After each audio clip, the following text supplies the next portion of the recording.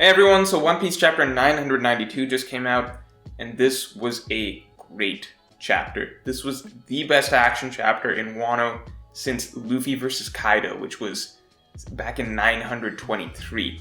So it's been a long time coming, but I've been talking about how Onigashima, the action has obviously been ramping up. We've been getting more and more battle sequences, especially after a very dry Act 2 in terms of getting fights. I think Zoro versus Kamazo/Killer was the one, I guess, big fight that we got in Act 2.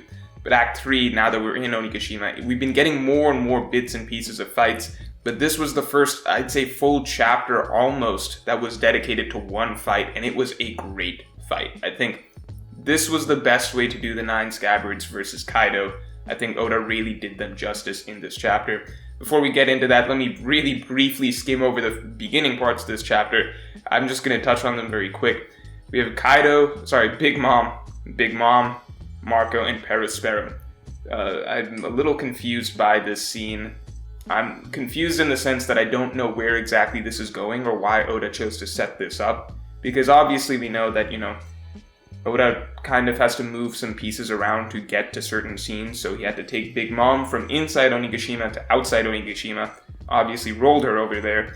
He had to get Marco to go out of Onigashima and float around the perimeter. See Perospero, who was the only one of the Big Mom pirates coming out. Then they had to meet up, and they had to come back to Onigashima. And that's how he got all 3 of them together in one spot, which is just a very sort of roundabout way to get to this little meeting scene. I'm very interested to see why Oda had it so that he had to have Marco go out and then come back, had Perospero out of all the Big Mom pirates come by himself, and then have Big Mom rolled out, basically. Because to me, if it was just to establish that, okay, Big Mom still has something up her sleeve, like to assuage Perospero's concerns, basically, then I'm surprised that he went such a roundabout way of making it happen right here. Like, he couldn't just have Big Mom explain this to Perospero at some point down the line. I don't know. It's interesting to see, and why specifically does Marco have to be here? Are we going to get a little bit of Big Mom versus Marco? That would be an interesting little matchup, but I don't like Marco's odds in the long run. Maybe it is just to hold Big Mom off from the conflict for a little bit, as we know Marco should somewhat be capable of doing, right? Even if it's just him by himself. We've seen a lot from Marco in Marineford. He's got a very defensive Devil Fruit. I assume that maybe he would be capable of keeping Big Mom away from coming back to Onigashima for a little bit, though this is just an interesting way to have done it. Again, a very roundabout way of getting to this sort of trio of characters. Now, that aside, we have inside the interior of Onigashima, everyone's still moving. We've got Shinobu carrying Momonosuke away, Yamato chasing, Luffy's still on his way up. We don't really see the rest of the Straw Hats. The big thing that I kind of liked was, or I guess the small thing that I kind of liked was the little song that Black Maria started playing. The reason I liked this was just the juxtaposition between the start of the song and then cutting to this ferocious battle between the Scabbards and Kaido, where the Scabbards are basically, this is the battle of their lives. This is, their final stand, their last stand, and most of them, or at least some of them we can imagine, are going to die, potentially all of them. So it was just, I always like when you juxtapose sort of a song with a big battle scene. It's reminiscent, I'd say, a little bit of, what's a movie, for example, Lord of the Rings. If you remember from the 3rd Lord of the Rings movie, we had a scene like that. I don't know if Oda really planned to, what I would have liked to have seen kind of once that song started would have been for her and her music to have continued playing throughout the rest of the chapter, a little musical style like we saw a little bit in Whole Cake Island, especially in chapter 900, chapter 900, that big musical song, number that Big Mom did at the end of Whole Cake Island. I thought that would have been really cool to have had Black Maria's lyrics going while the Scabbards fought Kaido, but I guess that would have gotten in the way of their dialogue and such. So the way it happened was nice. I like that the song segued into that. I wonder if we are going to get more of Black Maria singing throughout this battle. It'll be very interesting to see. But all of that aside, let's just talk about the Scabbards versus Kaido, because the rest of that doesn't matter as much. This was the main event that everything has been building up to in terms of their storyline. To start with, the spread of all of the Scabbards lined up was amazing. One of the best spreads, I'd say, in Wano so far. In Act 3, I think the only thing that I think tops it, I personally thought that this spread was cooler even than the Straw Hats lined up together, just because I would say that for me personally, I feel like this, I've been saying it for the longest time, right? I don't feel like this is the final battle for the Straw Hats, right? So for me, seeing the Straw Hats all lined up, I don't think Onigashima or the story of Wano is ending here. So for me, seeing all the Straw Hats lined up, it doesn't mean as much because I didn't feel like they were even the centerpiece or the main focus of Wano Act 2 or anything like that, or the build-up storyline up to this point. So I think that they will get their moment later down the line. So it was cool in terms of the novelty. Oh, we haven't seen this in a bit. But in terms of the Scabbards lined up, for me, I thought that this was just a more dramatic spread because this is, again, as I've been saying, this is their last stand. Like, this is all of Odin's retainers lined up basically to die and charging into pretty much certain doom, right? So I really enjoyed this spread. I'd say the only thing that compares to it in Act 3 so far for me was, I think, when we initially entered into Onigashima. The entrance into Onigashima and seeing that was one of the best landscape shots I've seen in One Piece in general. Onigashima has an amazing design. It's easy to forget that, but we're having this battle. Maybe it's because we're in the interior of Onigashima, but just that scene that we got that was a cutaway to Big Mom, Marco, and Perospero reminded me of how cool Onigashima is as an island. But anyway, that aside, so the spread was really, really good, right? I think that the way that the battle went for the rest of this chapter was about as well as I would have liked it to go. Let me explain that basically. I would not personally have liked a long, extended sort of back and forth between Kaido and the Scabbards.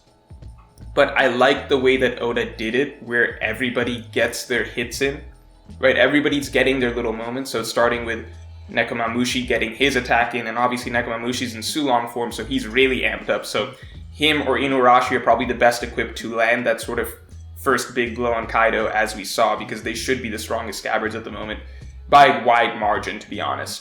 So Nekomamushi starting off. Then we got a really cool movement from Kawamatsu. We have not seen an attack like this from Kawamatsu before. This was much more impressive than him just like flipping prisoners around like we've seen in the past.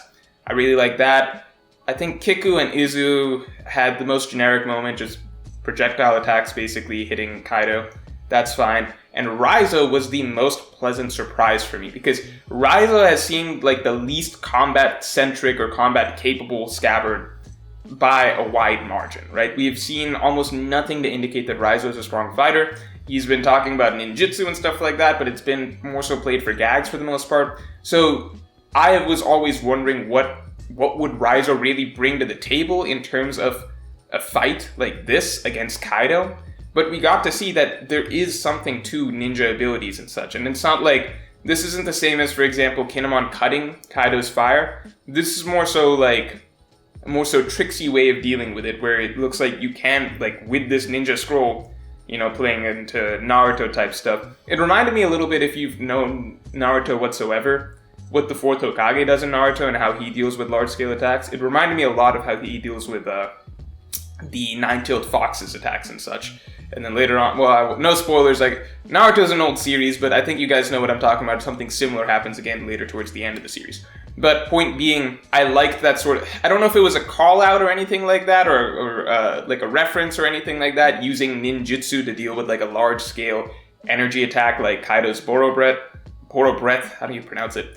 So, but I just thought it was cool because it was a way of showing Raizo as very useful. That was probably the most effective attack on Kaido, to be honest, because it was Kaido's own attack being turned back on him. But it was just cool to see Raizo having a trick up his sleeve that deals with a very powerful attack without necessarily like making the attack seem weak, if that makes sense. So I enjoyed that.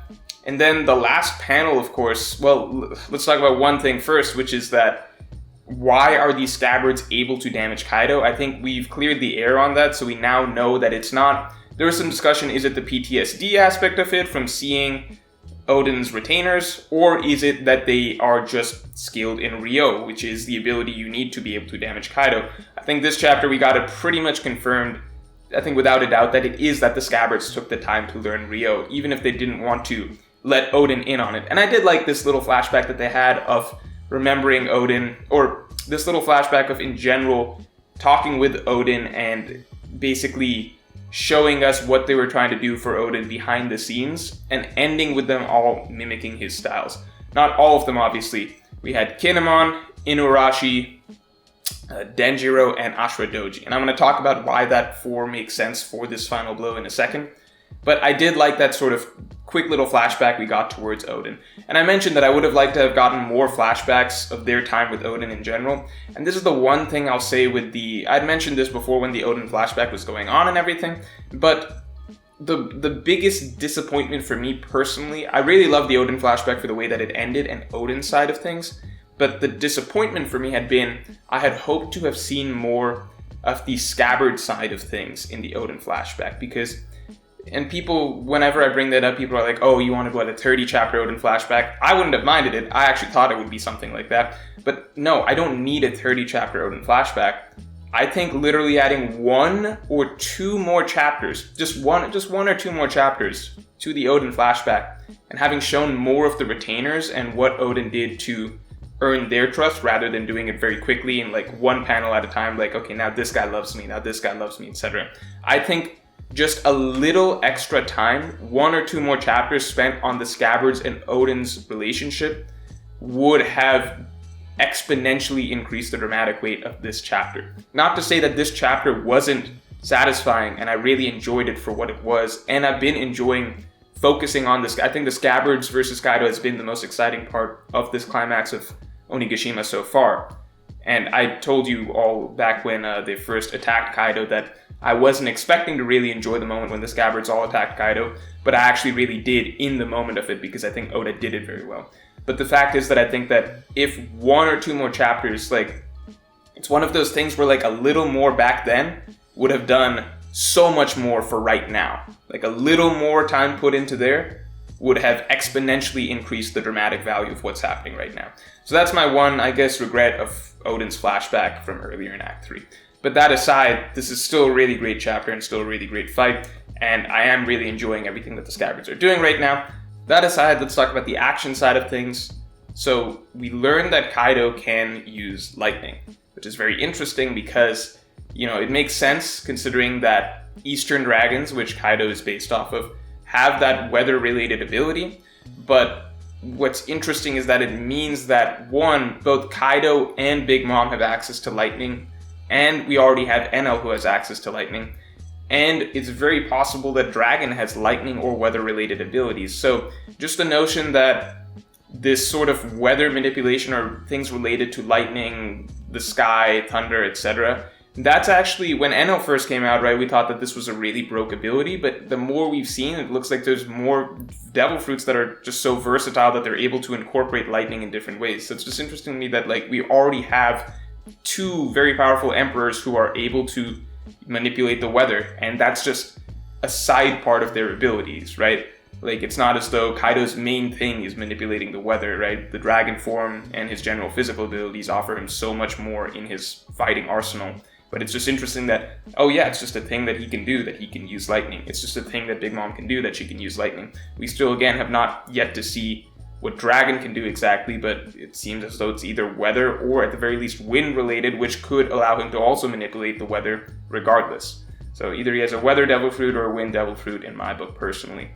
But Kaido, we just learned a little more about him. I wonder what else we don't know. I might do a little look into Eastern Dragon abilities and see what else they're considered to be capable of, because if Kaido's got, you know, fire breathing and weather manipulation, then it's totally possible that he has other dragon related abilities that we're not thinking of at the moment. In terms of the 9 Scabbards, I had released a video a little while back talking about how strong the 9 Scabbards are, and in general I had said that there are 4 Scabbards, so Ashura Doji, Inuarashi Nekomamushi, and Denjiro, who are clearly portrayed as much stronger than the rest of the Scabbards. We have stuff like them taking on Jack, taking on Calamity, Denjiro casually holding off an enraged Zoro, stuff like that. So there's a clear gap between someone like those guys versus like Kinemon and Kawamatsu, who Oda shows like Zoro can casually brush them off even when they're attacking him. So there's just a gap there in terms of how we're supposed to think of them as fighters, right? So I do think it makes sense that at the end, the 3 Scabbards, so we had Nekomamushi starting things off with the first big attack on Kaido, and then among the 4 Scabbards that were needed to scar Kaido at the end, we had Ashura Doji, Inuarashi, and Denjiro.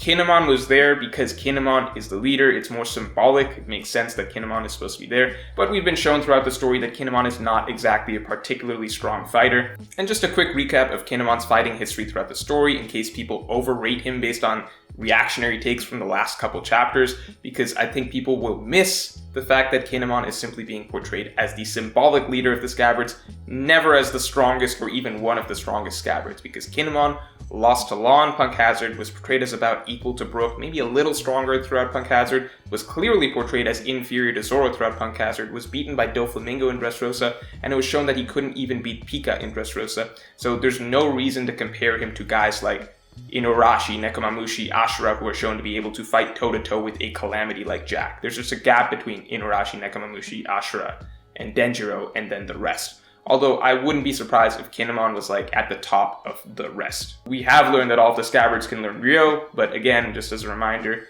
knowing an advanced Haki technique does not speak that much to a character's strength overall. Like, there is probably some correlation, like a character that has future sight like Katakuri is probably going to be pretty strong, but it's not necessarily the same thing as proving that that character is strong. They just happen to know a technique that is a little more advanced than what other people know. So, that being said, I think this chapter did kind of confirm a lot of how I had personally ranked the Scabbards before. I do think that Ashura Doji, Inuarashi, Nekomamushi, and Denjiro are clearly the top tiers of those Scabbards. And then other characters like Kawamatsu, Kiku, Izzo, and Kinemon I'd probably put at the head of this secondary pack. They're all very strong, but it's not to the same degree. And then Raizo's practically not a combatant, but he has some good tricks. So that's interesting to see. I do think that this is the best we're going to get out of the Scabbards, because next chapter is pretty much, I think, game over for them. So from here we can talk about basically the future. I had mentioned, I think in the 990 review, I'm not 100% sure, but I had mentioned that basically, you guys can go back and check, that I was kind of viewing this, again, I view this entire Onigashima battle as doomed to end in failure.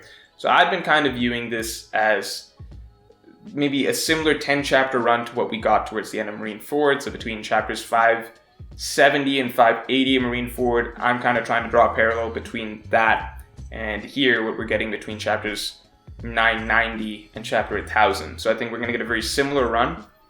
And where we were at in Marineford at around this time was basically the big thing in Marineford that changed everything was chapter 573, when Ace got hit by a Kaido at the very end. So literally everything from 570 to the end of 573 looked very positive for the protagonist's side. And then at the end of 573, we got this big twist where Akainu actually kills Ace. Or Ace died the next chapter, but Akainu basically got him at the end of that chapter. So that was the dramatic tone shift. So I'm hoping that basically we've had a sort of rising success for the protagonist side, especially for the Scabbards so far. The Straw Hats are rolling downstairs. You know, they're just having an easy time pretty much. Hyogoro is saying that, like, I don't feel like we can lose. The Scabbards are having a lot of success against Kaido. I mean, this was the biggest, ending the chapter by, like, slashing Kaido and severely damaging him again, basically. Like, ever since Odin did it, they're doing it again. I think that's the most success they're going to have. They're not going to, like, decapitate Kaido or anything like that. So I think this was the greatest moment of triumph that the Scabbards are going to have. And then beyond this, I think at the end of the next chapter, 993, I think that's when we're set for the tables to turn. Even something like seeing like Big Mom is kind of, you know, she was rolled away obviously in kind of a humiliating way earlier, but she is back. She's putting on her mean, dangerous face again. She did do that earlier and got rolled away, but let's assume that it's going to be a little more serious this time, right? So I do think that things are set for the tables to turn. I hope I'm right with my prediction that the end of 993 is going to be the moment that everything switches around, because I just feel like it's going to be way too easy for them if they get their win the way that things are going so far. So, all that being said, I think that this was a great chapter. I think we are still set up for failure in the near future, and I'm predicting that next chapter, the very end of it, hopefully, is going to be when the tables turn. So if you enjoyed, then definitely like, comment, and subscribe, and I will talk to you all later.